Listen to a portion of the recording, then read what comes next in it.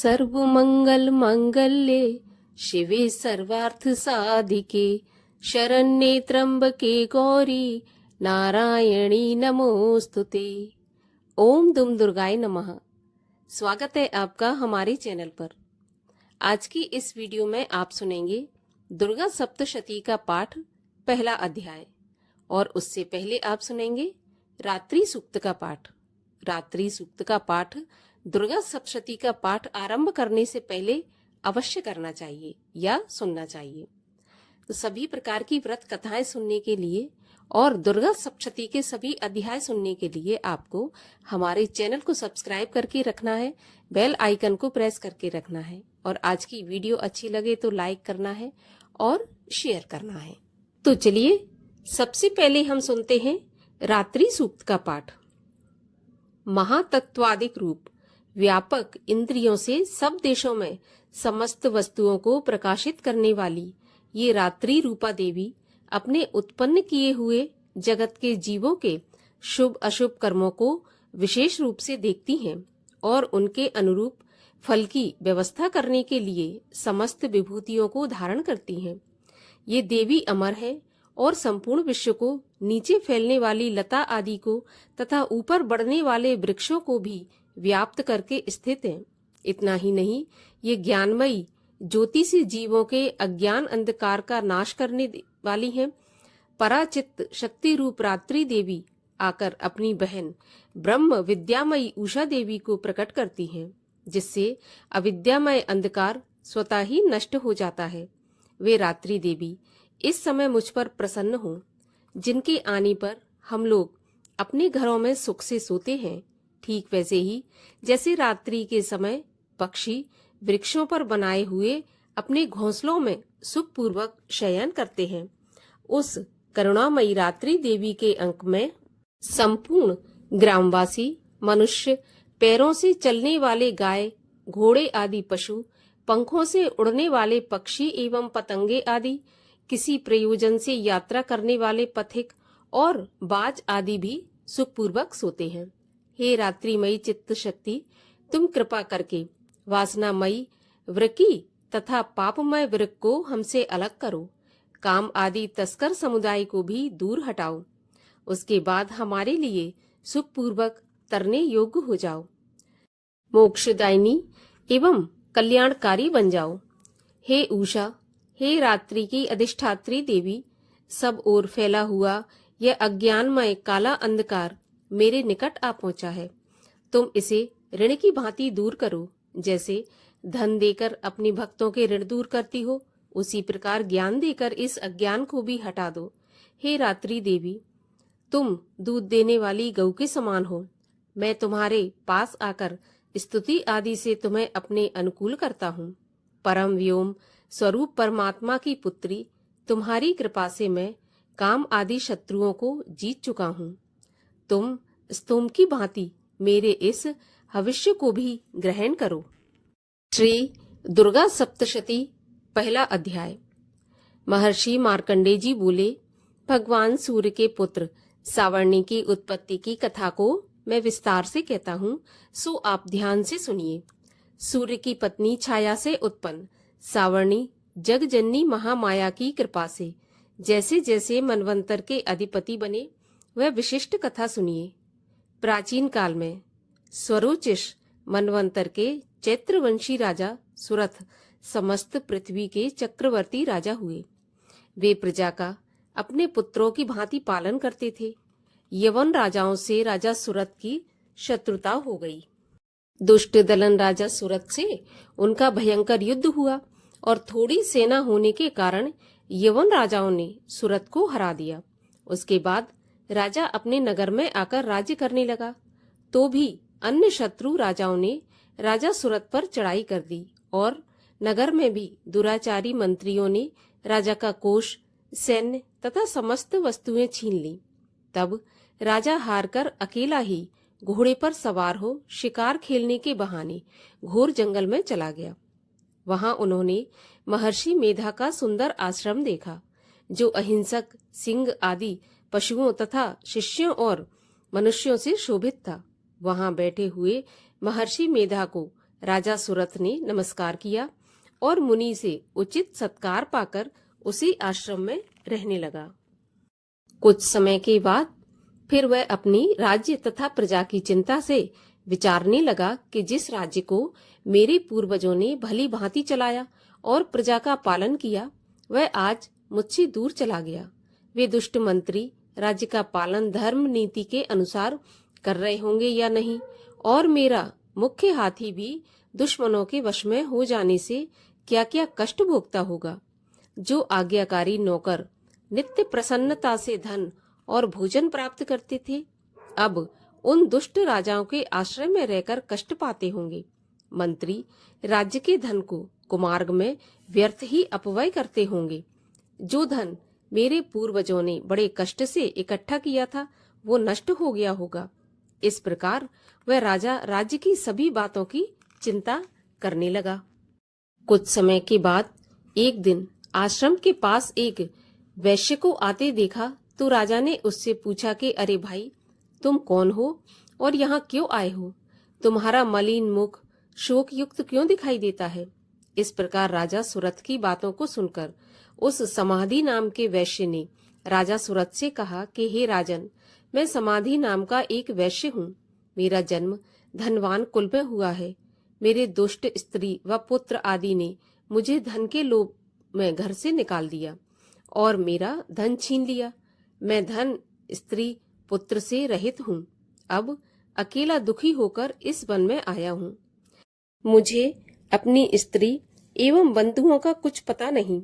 मैं यहाँ रहने के कारण अपनी स्त्री, पुत्र और स्वजनों की परिस्थिति के बारे में भी नहीं जानता कि वे इस समय अपने स्थान पर सुखी हैं या दुखी।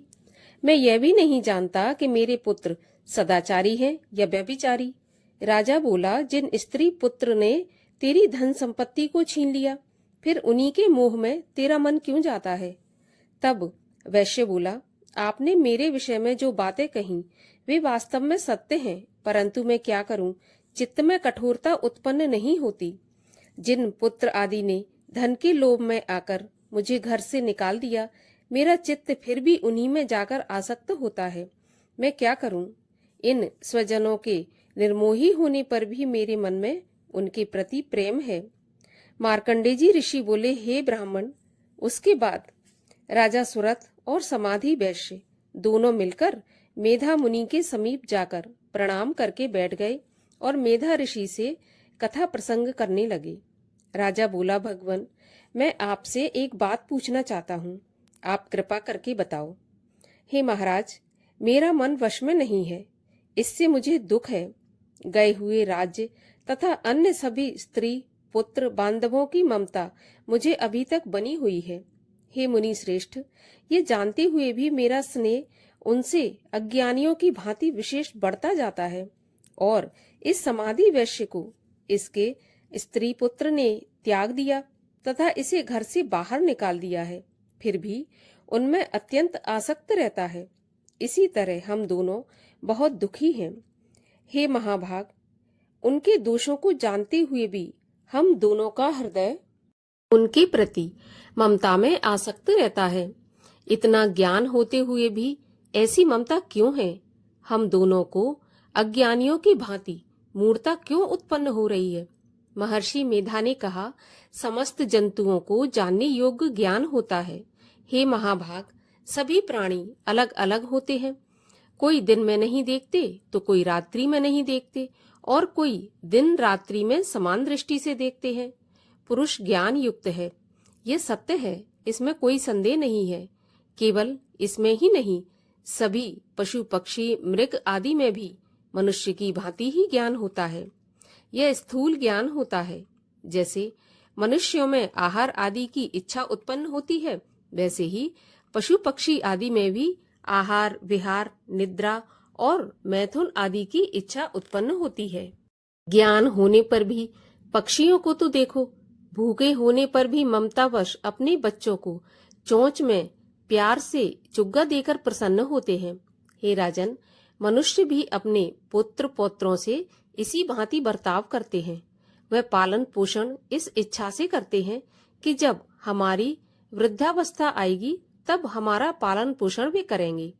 क्या तुम यह नहीं देखते कि पुत्र आदि उनका भरण पोषण ना भी करें तो भी माता पिता तो करते ही हैं, क्योंकि विश्व की स्थिति को रखने वाली महामाया के प्रभाव से वे मोह के गड्ढे में डाल दिए जाते हैं। इसमें कोई आश्चर्य नहीं है, क्योंकि ये भगवान विष्णु की योग निद्रा है जिससे संसार मोहित हो जाता है। यही भगवान की महामाया भगवती है। वह भगवती देवी बड़े बड़े ज्ञानियों के चित्त को जबरदस्ती खींचकर मोह में डाल देती है। इस देवी ने ही चराचर विश्व को उत्पन्न किया है और ये देवी प्रसन्न होकर भक्तों को वरदान देती हैं, जिससे मुक्ति मिलती है। वही मुक्ति की परम हेतु सनातनी ब्रह्मज्ञान स्वरूपा विद्या है। राजा बोला, हे भगवान, आप जिसे महामाया कहते हैं वह कौन सी देवी है? वह देवी कैसे उत्पन्न हुई और उसका क्या काम है? उसका स्वभाव, स्वरूप, उत्पत्ति आदि के विषय में भी मैं सुनना चाहता हूँ। सो आप कृपा करके सभी वृत्तांत मुझे सुनाइए। तब मेधावी ऋषि ने कहा, यह देवी नित्य है और चराचर में व्याप्त है, तथापि उसकी उत्पत्ति अनेक भांति से है। उस कथा को तुम मुझसे सुनो। ये भगवती देवताओं के कार्य सिद्ध के लिए उत्पन्न होती हैं और अजन्मा होकर भी उत्पन्ना कहलाती हैं। जब भगवान विष्णु संपूर्ण विश्व को त्याग अंत में जल ही जल करके योग निद्रा में शेष शैया पर शयन कर रहे थे, उस समय विख्यात मधु और कैटभ नाम के दो घोर असुर भगवान विष्णु के कान की मैल से पैदा होकर ब्रह्मा जी को मारने को तैयार हुए। ब्रह्मा जी भगवान विष्णु की नाभि कमल पर स्थित थे। उन दोनों भयंकर असुरों को मारने को आते देख और भगवान विष्णु को सोता हुआ देखकर ब्रह्मा जी योग निद्रा की प्रसन्नता के लिए एकाग्र मन से स्तुति करने लगे, जिससे कि भगवान विष्णु के नेत्रों से भगवती योग माया अपना प्रभाव हटा लें और भगवान जाग जाएं। वह योग माया विश्वेश्वरी जगत माता, स्थिति एवं संहार करने वाली भगवान विष्णु की अतुल तेज वाली निद्रा स्वरूपा अनुपम शक्ति है। ब्रह्मा जी बोले, हे महामाये, तुम स्वाहा अर्थात देवताओं को पालने वाली हो। तुम स्वधा अर्थात पितृश्वरों का पोषण करने वाली हो। तुम ही वष्टकार स्वर अर्थात इंद्र को यज्ञ का हिस्सा पहुंचाने वाली हो। अमृत भी तुम ही हो, अक्षरों में स्वर तुम ही हो तथा नित्य आदि मात्रा तुम ही हो। हे देवी, तुम ही संध्या, सावित्री और संसार की जननी हो। और हे मातेश्वरी, विश्व को उत्पन्न, पालन और संहार करने वाली आप ही हो। आप ही महाविद्या, महादेवी, महासुरी हो। आप ही समस्त चराचर के तीनों गुणों सत्व, रज, तम को उत्पन्न करने वाली प्रकृति हो। आप ही कालरात्रि हो। आप खड्ग, शूल, घोर, गदा, शंख, चक्र, धनुष बाण, भुषुंडी, परिग आदि अस्त्र शस्त्रों को धारण करने वाली हो। हे देवी, आप ही सौम्यता हो तथा संसार में आप ही अति सुंदर हो। पर तथा अपरों में श्रेष्ठ आप ही परमेश्वरी हो, जो इस विश्व की रचना और पालन संहार करते हैं। उन भगवान विष्णु को आपने अपनी निद्रा के वश में कर लिया है।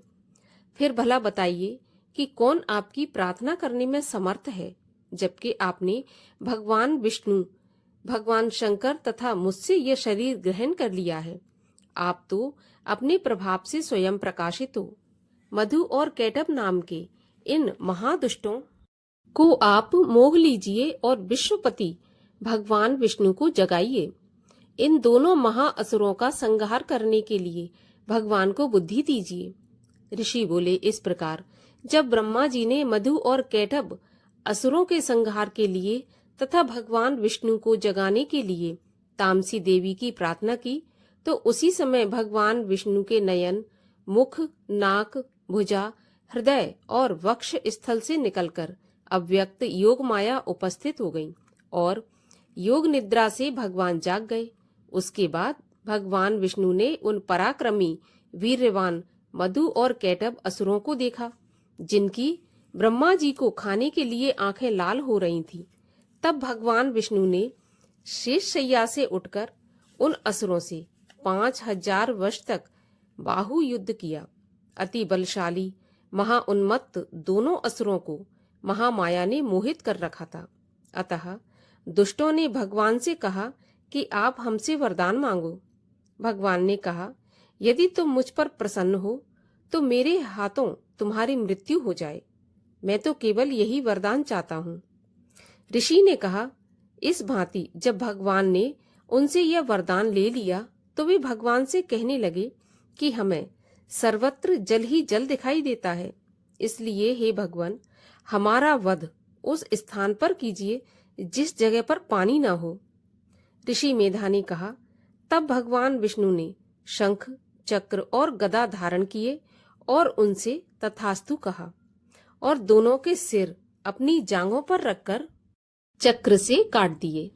इस प्रकार ये महामाया देवी श्री ब्रह्मा जी की प्रार्थना करने पर स्वयं उत्पन्न हुई है। हे राजन, मैं अब इसके प्रभाव को बताता हूँ, सो आप ध्यान से सुनिए। दुर्गा सप्तशती का प्रथम अध्याय यहीं पर समाप्त होता है। द्वितीय अध्याय सुनने के लिए और सभी प्रकार की व्रत कथाएं सुनने के लिए हमारे चैनल को सब्सक्राइब करके रखिए। और आज की कथा अच्छी लगी हो तो लाइक अवश्य कीजिए और शेयर कीजिए।